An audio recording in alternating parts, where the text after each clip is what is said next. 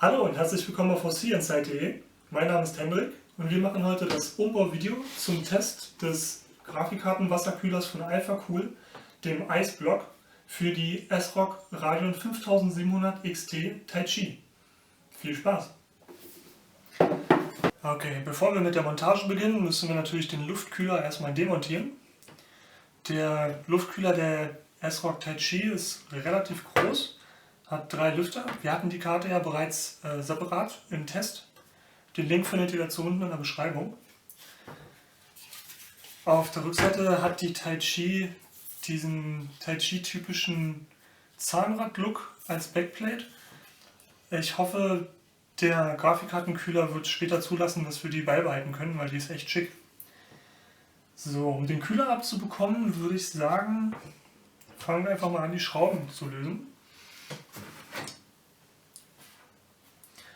Es gibt hier auf der Rückseite insgesamt nur 6 Stück, die für den Kühler auf der Vorderseite relevant zu sein scheinen. Einmal die 4, die den Kühler um die GPU herum festhalten, bzw. den nötigen Anpressdruck herstellen. Und dann nochmal 2 weitere, die hier durch die Backplate erreichbar sind. Deshalb denke ich, das sind die Schrauben, mit denen wir uns erstmal befassen sollten.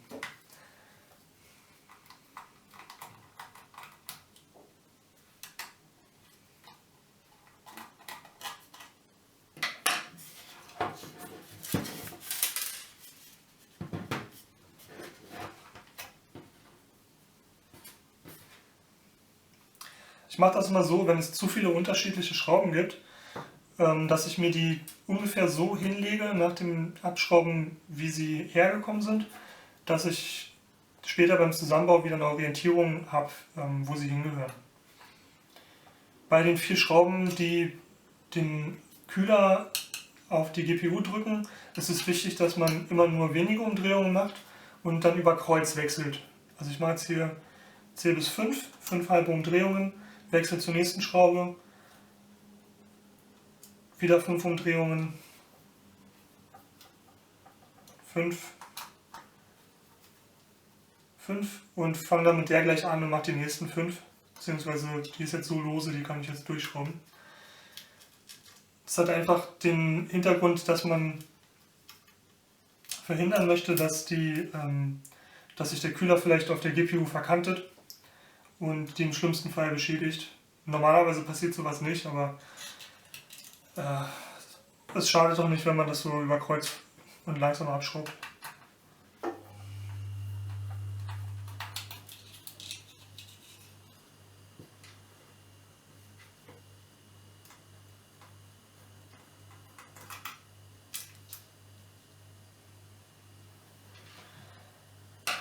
Okay, jetzt sind alle 6 Schrauben lose.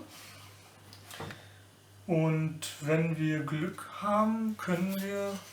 Ne, ich sehe jetzt hier noch was. Und zwar ist die Vorderseite des Kühlers hier an der Kante nochmal verschraubt mit der Backplate. Wahrscheinlich damit es nicht so auseinander wabbelt. Und dafür muss ich mir mal geschwind noch einen anderen Schraubendreher holen. So, Videoschnitt sei Dank geht das natürlich sehr schnell. Hier ist der neue Schraubendreher.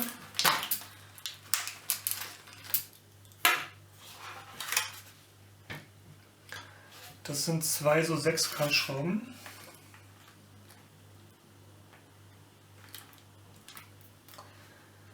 Dafür ist es immer gut, wenn man so ein Repair-Set von iFixit, gibt es das zum Beispiel, wo 1001 verschiedener Bit drin ist, damit man eigentlich immer einen passenden dann auch da hat.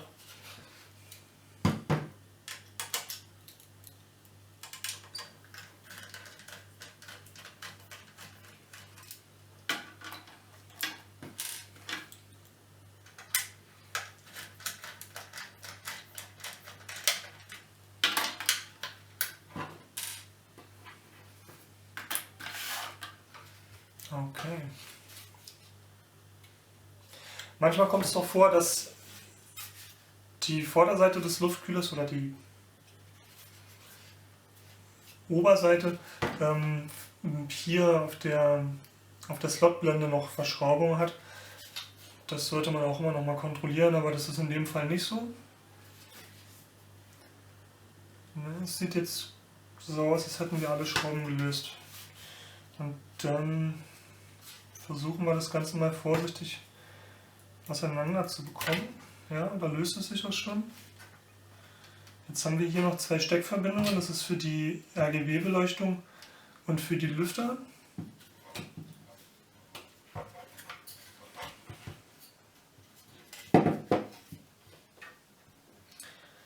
Die beiden, die werden wir jetzt noch vorsichtig lösen.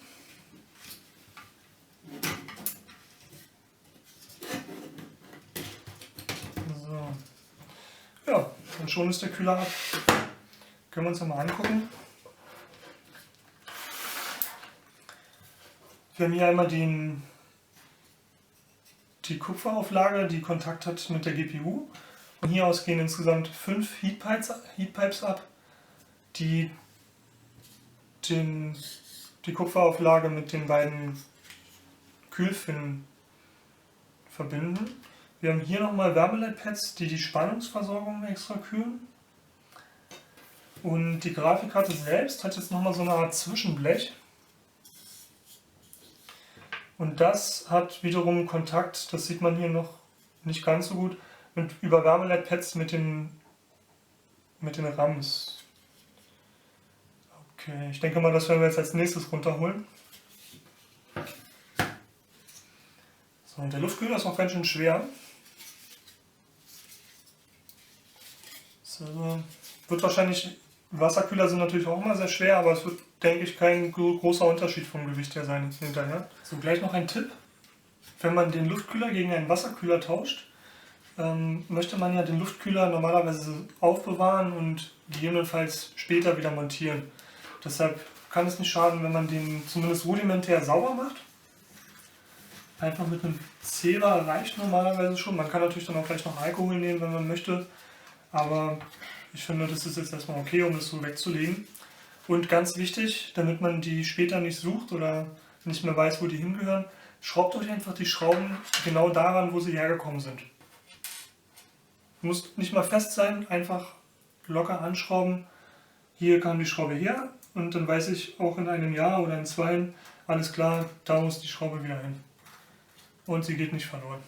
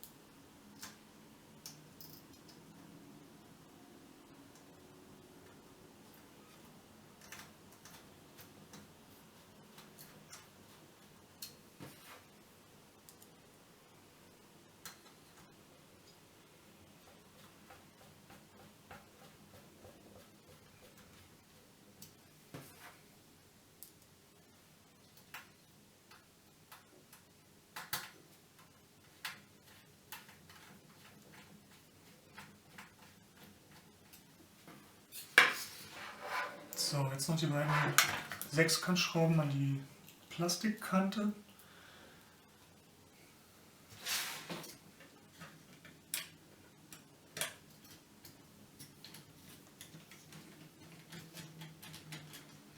Und wie gesagt, es muss nicht total fest sein, es reicht, wenn die halbwegs drin sind, dass sie nicht verloren gehen und man weiß dann, wo man sie hat. So kann ich jetzt den Kühler einfach zum Beispiel in den Grafikkartenkarton packen und wenn ich ihn später wieder auspacke, habe ich keine Schwierigkeiten. So, als nächstes demontieren wir die Platte darunter. Die ist höchstwahrscheinlich auch mit der Backplate verbunden. Ja, sieht so aus. Auf jeden Fall geht es jetzt hier erstmal ganz normal mit Kreuzschrauben weiter. Brauchen wir erstmal kein Spezialbit.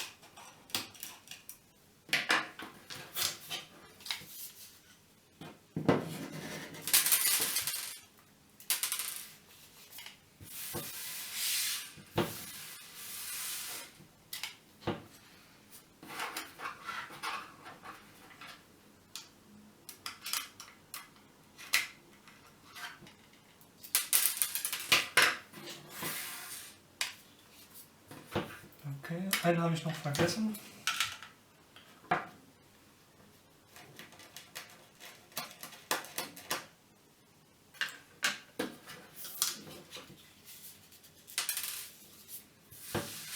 So, ganz schön viele Schrauben. Und hier ist es jetzt so, hier ist tatsächlich noch eine Verschraubung mit dem I/O-Shield. Das ist aber zum Glück auch eine Kreuzschraube. Die lösen wir jetzt auch noch schnell. Ja, ist ein bisschen. Ich habe einen guten Griff mit dem. Die ist ein bisschen größer.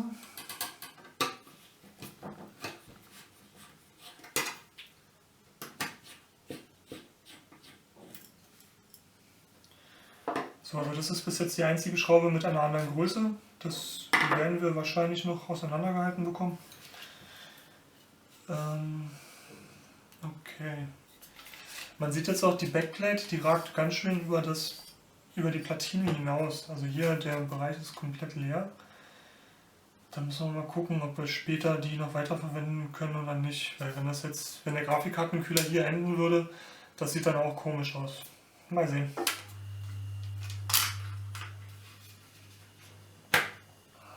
Okay.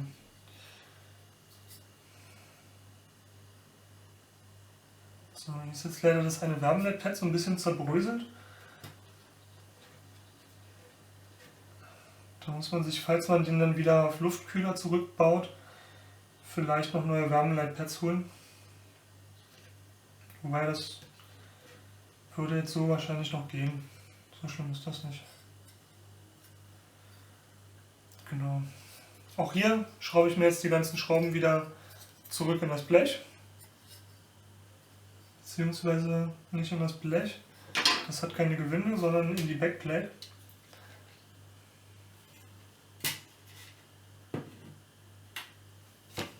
Irgendwo scheint die aber noch zu hängen.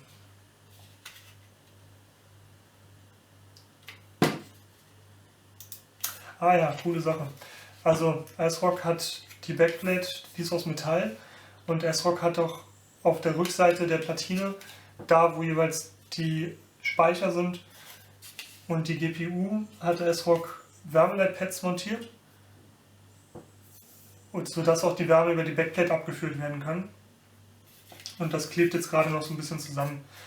Da muss man jetzt einfach vorsichtig hebeln, solange bis sich das löst.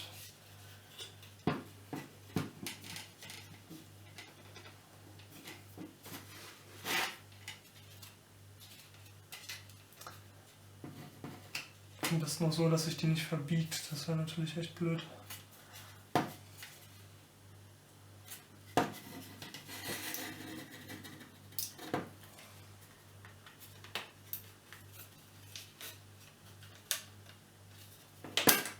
Okay. So, hier sehen wir das nochmal. Wenn man das so übereinander hält, haben wir genau die Position der GPU und der Speicher, die nochmal an die Backplate angebunden ist.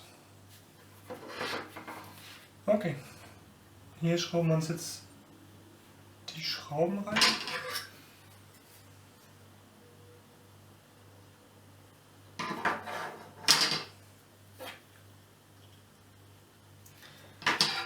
Die dicke Schraube in diesen Rahmen.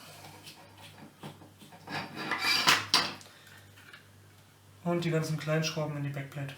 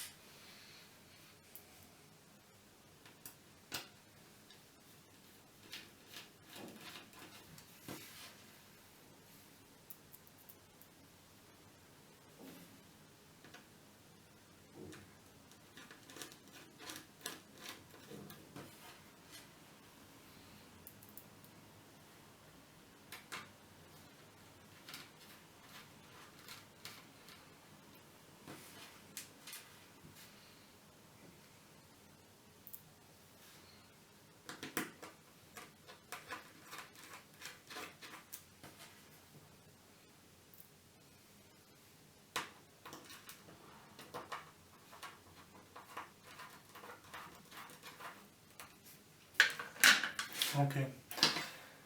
Wenn man sich das jetzt wegpacken möchte, könnte man jetzt auch noch ein bisschen Frischhaltefolie drum wickeln. Dann fangen die Wärmeleitpads nicht irgendwo anders dran an zu kleben. Ja, und jetzt das alles einfach in den Karton. Und dann ist der Luftkühler gut aufgehoben und ich könnte ihn später ohne Probleme wieder montieren. Alle Schrauben sind an ihrem Platz.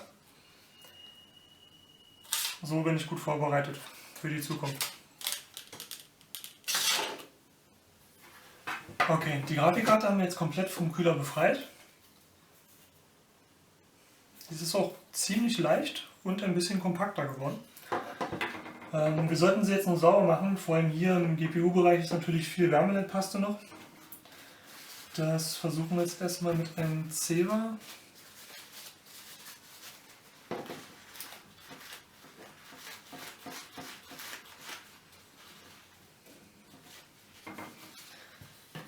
Und ich nehme einfach mal Wattestäbchen dafür, gerade so für die Kanten, das ist ganz gut. Kann man es schön rauswischen.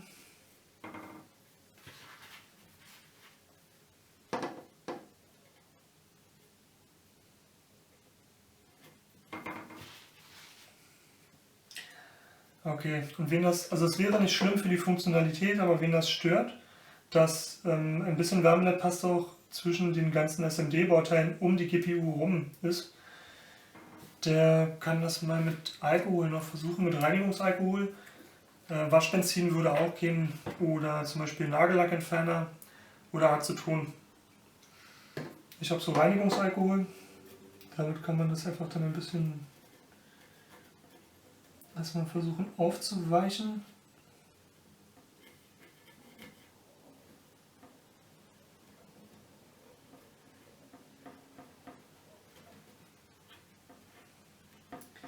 Die Lücken sind meistens so klein, dass man mit dem Wattestäbchen nicht richtig dazwischen kommt. Man kann es auch mit einer Zahnbürste machen, wenn man es wirklich so wie neu sauber machen möchte. Das ist natürlich keine gebrauchte Zahnbürste. Ich habe mir einfach mal ein Set, es gab so ein Doppelpack Zahnbürsten und da war meine Lieblingsfarbe dabei und dann gab es noch eine blaue dazu. Die habe ich mir dann zum Saubermachen weggepackt. Mit der Lieblingsfarbe der Zahnbürste putze ich es natürlich am besten, ist ja klar.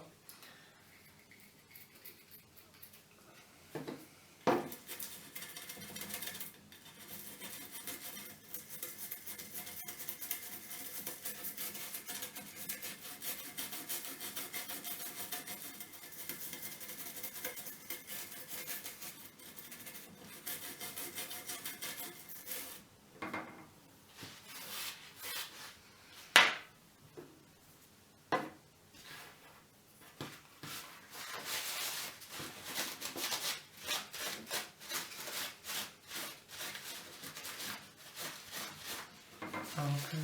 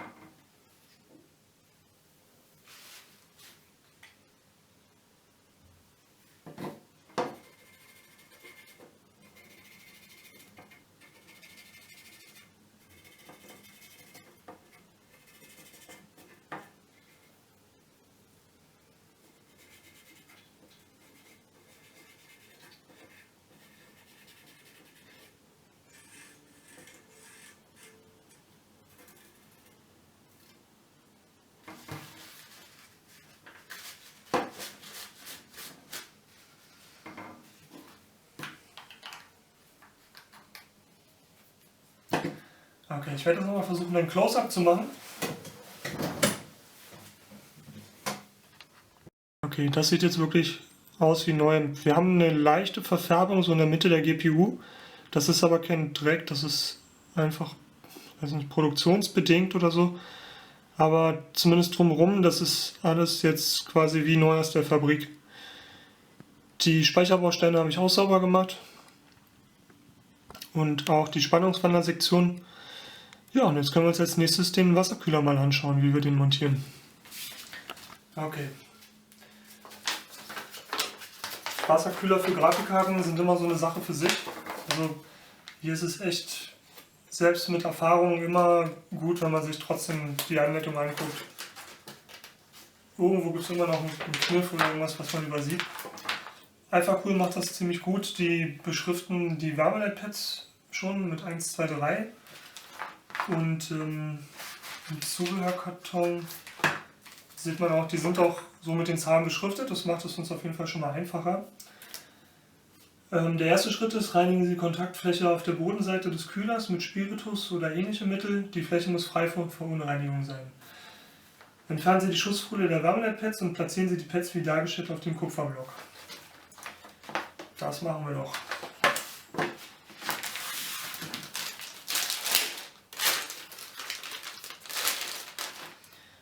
So. Das ist der Kühler. Es gibt zu dem Kühler natürlich auch den Test in schriftlicher Form. Hier geht es jetzt erstmal nur um die Montage.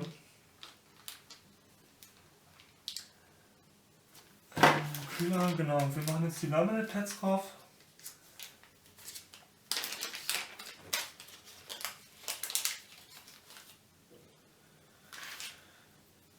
So, und zwar gibt es zweimal so eine längliche mit 3 beschriftet. Die sollen, wenn ich das richtig sehe, hierhin und hierhin und werden dann Kontakt haben mit den beiden reinen Bauteilen. Genau. Hier ist dann eine Aussparung, damit die ganzen Kondensatoren da verschwinden können. Und hier wiederum ist eine Ausfräsung im Plexi. Daran kann man sich auch mal ganz gut orientieren. Hier sind noch 2 Schraublöcher. Das heißt, das sind genau die Sachen, wo wir das drauf machen müssen. Okay. So, Wärmeleitpads haben immer oben und unten eine Schutzfolie drauf. Das heißt, man zieht die erstmal von einer Seite ab. Dann werden die auch so leicht klebrig. Und dann kann man sie gut an Ort und Stelle des Geschehens platzieren.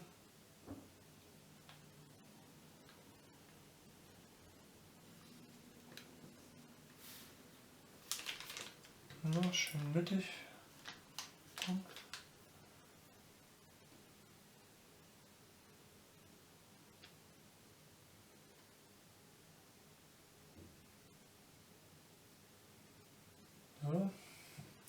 Ruhig auch ein bisschen andrücken, dass dann noch, falls mal eine Luftblase darunter gekommen ist, dass die rauskommt. Und dann die zweite Seite der Folie abziehen.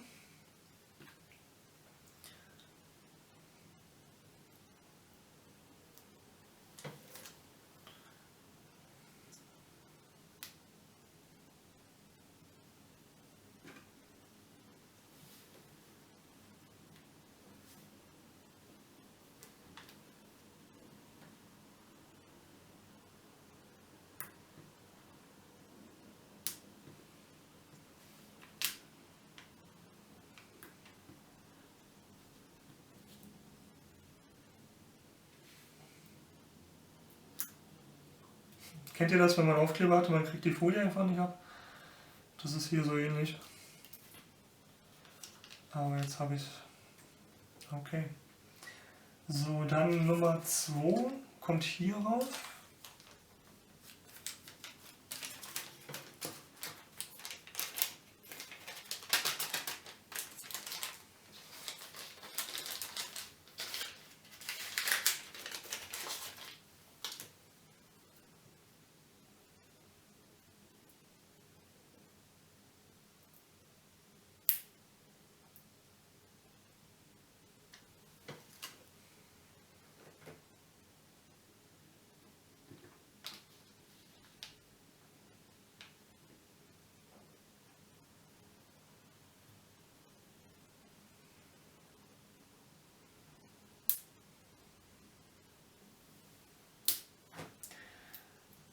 Also das ist echt nichts für mich irgendwie mit der Folie.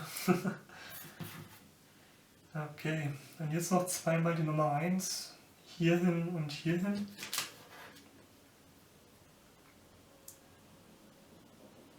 probiere mal erst die Seite mit der Zahl abzumachen, vielleicht geht das besser.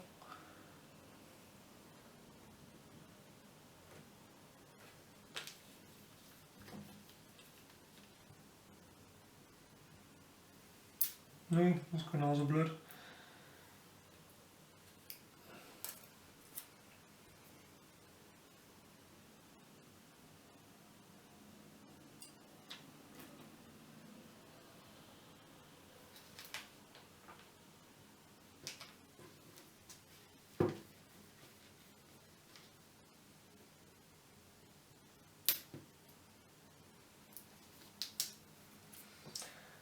Okay, haben wir das. Jetzt sollen wir eine Wärmeleitpaste auf die GPU auftragen.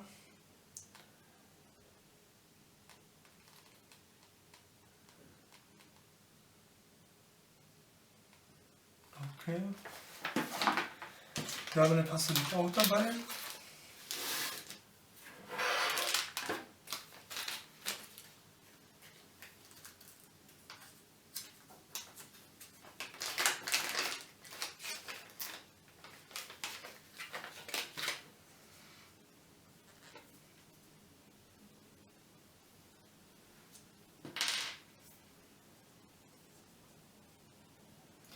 Hier streiten sich natürlich die Geister. Ich mache das immer so, dass ich in die Mitte einen Klecks mache.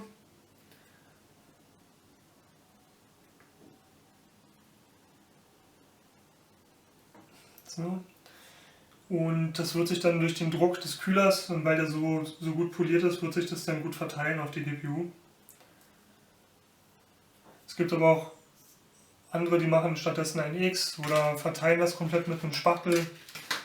Da hat jeder so seinen persönlichen Geschmack irgendwie. Okay. So, und jetzt sagt AlphaCool, legen Sie die Grafikkarte auf den Kühler, verschrauben Sie die Karte wie dargestellt mit den 13 M2x5 Schrauben. Ziehen Sie die Schrauben kreuzweise an, mit je einer Umdrehung handfest. Alles klar. Gut.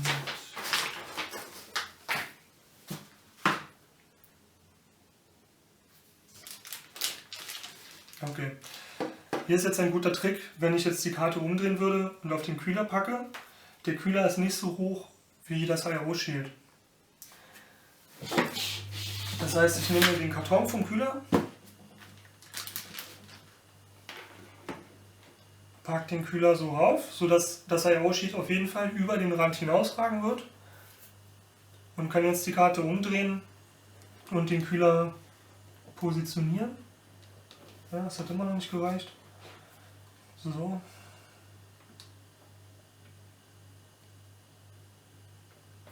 Und dann liegt der Kühler gut auf. Wir sehen jetzt auch, der Kühler ist nicht größer als die Grafikkarte, sondern schließt hier mit der Kante ab.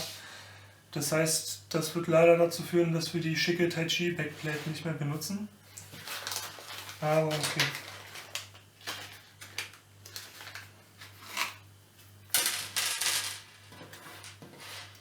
So, die Schrauben sind alle gleich und haben alle Federn drauf. Ich werde zuerst die Schrauben direkt um die GPU anziehen.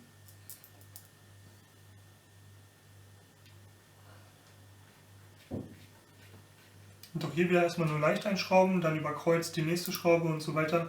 So wie wir das vorher auch bei der Demontage des Luftkühlers gemacht haben.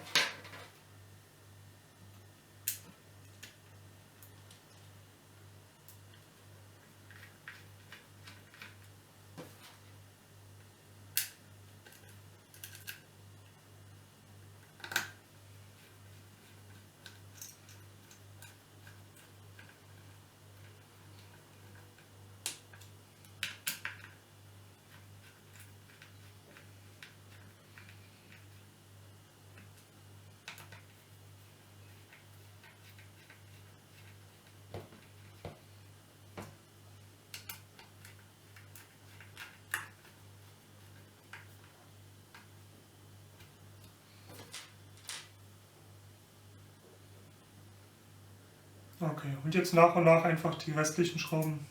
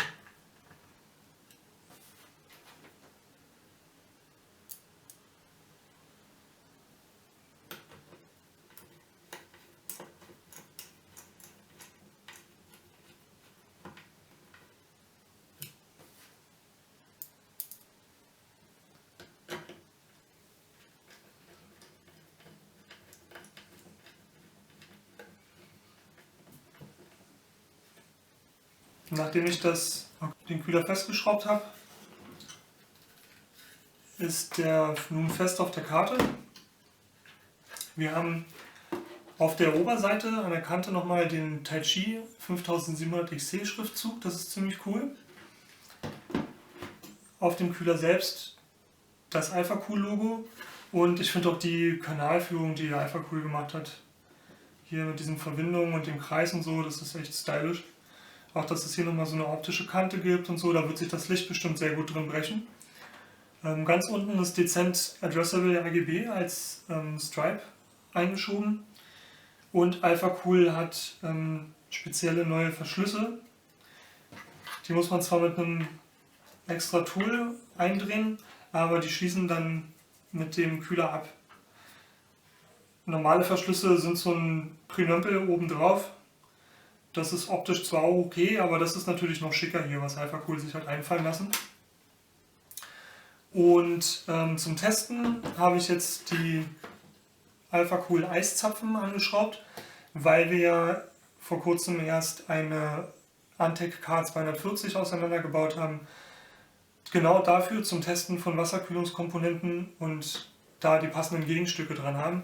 Das heißt, ich kann jetzt ganz einfach die Grafikkarte ins Testsystem stecken, die I/O anschließen mit den Schnellkupplungen, ein bisschen Flüssigkeit nachfüllen und dann geht es schon los mit dem Test. Ich bin schon gespannt auf die Temperaturen, die gibt es dann natürlich im Testbericht. Okay, das war schon ziemlich gut, aber jetzt machen wir das Ganze nochmal mit Flüssigmetall. Okay, zum Flüssigmetall auftragen müssen wir erst die Bauteile um die GPU herum isolieren. Das habe ich hier schon mal vorgemacht. Und zwar mache ich das mit Nagellack. Das ist üblich, das wird bei CPUs, die geköpft sind, auch so gemacht. Ich kann allerdings nicht so gut mit Nagellack umgehen. Deshalb klebe ich mir einfach eine gerade Linie mit Tesacryp.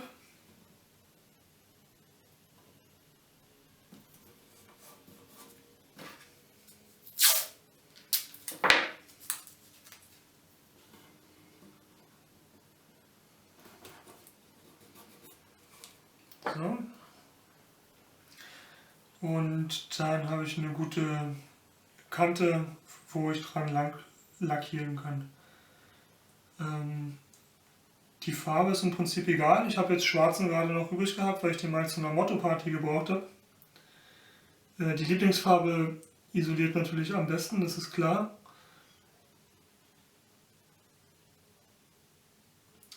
Und wer jetzt Angst hat, das mit dem Nagellack so zu machen, das ist an sich kein Problem. Es gibt ja Nagellackentferner, also man kriegt das auch wieder ab.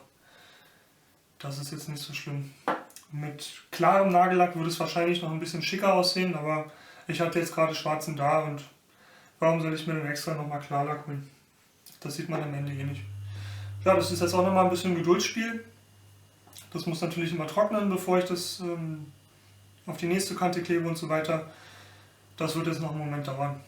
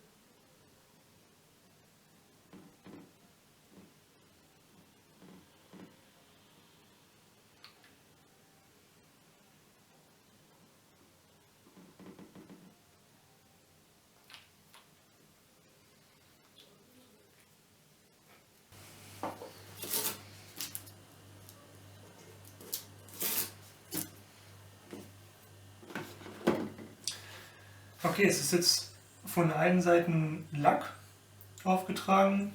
Das heißt, wir müssen uns jetzt keine Sorgen mehr machen, falls Flüssigmetall an den Seiten auslaufen sollte, dass das irgendwas kurz schließt. Das ist jetzt alles gut isoliert.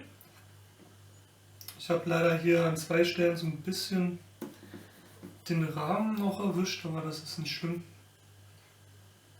Jetzt machen wir nochmal die GPU sauber mit Alkohol, weil wir ja vorher das Klebeband drauf hatten.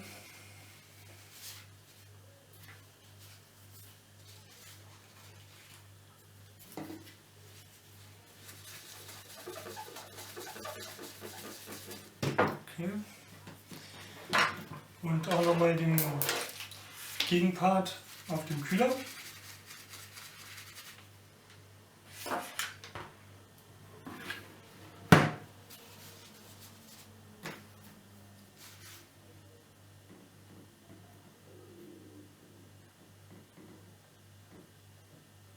Okay.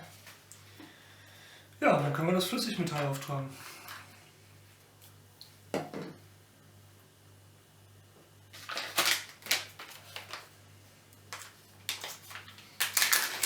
Das ist Kontakt und Haut von Thermal Grizzly.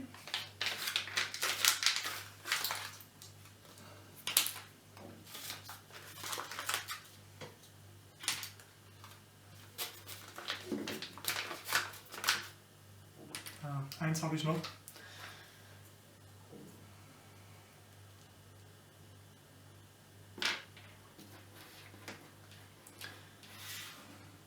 Und zwar baut man das mal mit so einer Spritze zusammen.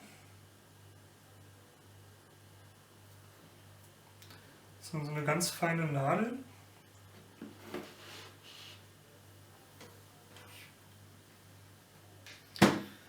Und jetzt kann man sich eine Art Kugel dann auf die GPU machen.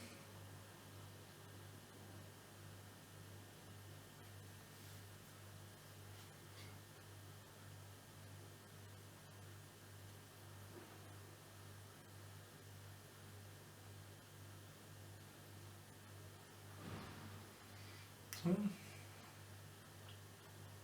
Hierbei, damit die Spritze dann nachher wieder frei ist, einfach ein Stück zurückziehen, dass sich das wieder komplett in die Spritze zieht. Dann kriegt man diese Nadel auch sauber wieder ab, ohne dann mit dem Flüssigmetall rumzuplanschen. Und dann gibt es diese fusselfreien Wattestäbchen dazu in der Packung. Und damit kann man das jetzt schön verteilen.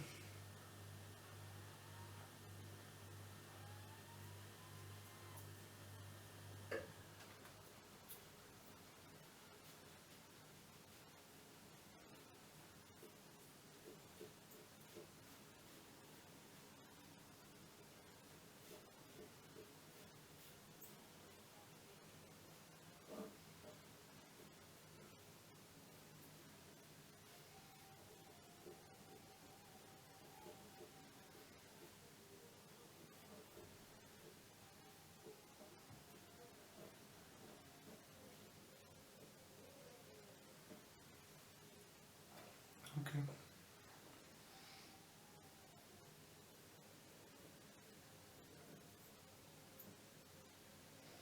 So, den Rest streiche ich einfach in die Mitte von dem Kühler.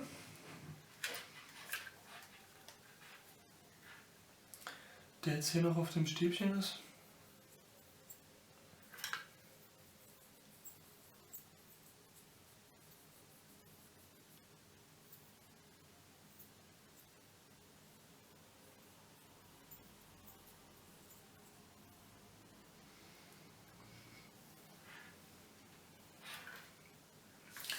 Gut, und als nächstes können wir das Ganze dann wieder zusammenbauen. Das machen wir genauso wie vorhin.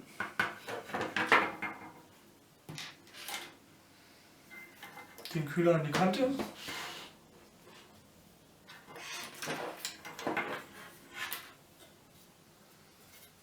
Und dann die Grafikkarte einfach auflegen. Hier wollen wir jetzt natürlich nicht ganz so sehr rumrutschen. Mit Wärmeleitpaste wäre das nicht ganz so schlimm, aber das Flüssigmetall, da sollten wir vorher schon gut durch die Löcher gucken und dann die Karte einmal ablegen und dann soll es das auch gewesen sein. Ja, und jetzt schraube ich das Ganze noch fest und dann gucken wir mal, wie die Ergebnisse sind. Ich bin gespannt.